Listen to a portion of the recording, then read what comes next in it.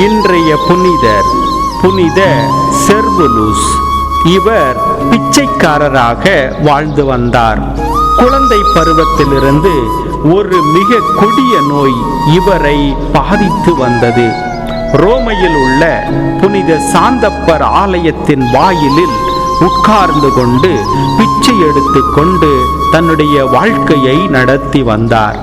இவர் தனக்கு கிடைத்த பிச்சையில் தனக்கு போக மீதியை ஏழைகளுக்கு பகிர்ந்து கொடுத்து வந்தார்.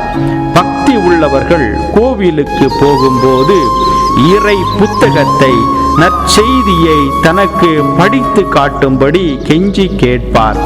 மிகுந்த கவனத்துடன் செவி கொடுத்து கேட்பதை மனப்பாடம் செய்து கொள்வார். இவர் இடைவிடாது வேதனைப்பட வேண்டியிருந்தாலும் கடவுளை வாழ்த்தி அவருக்கு நன்றி செலுத்தி ஆண்டவருக்கு புகழ் பாடிக்கொண்டிருந்தார். 590ஆம் ஆண்டில் இவர் இறைவனடி சேர்ந்தார். இந்த புனிதரை போல நாமும் வசதிகள் வாய்ப்புகள் இல்லாமல் இருந்தாலும், நமக்கு ஜெபிப்பதற்குரிய நேரம் இல்லாமல் இருந்தாலும், அதற்குரிய சூழ்நிலைகள் அமையாமல் இருந்தாலும், இறை நற்செய்தியை அறிந்து கொள்வதற்காக திரு விவிலியத்தை எடுத்து படித்து அதை தியானித்து அன்றாடம் வாழ்வாக்க வேண்டிய வரத்தை இந்த புனிதர் வழியாக வேண்டுவோம்.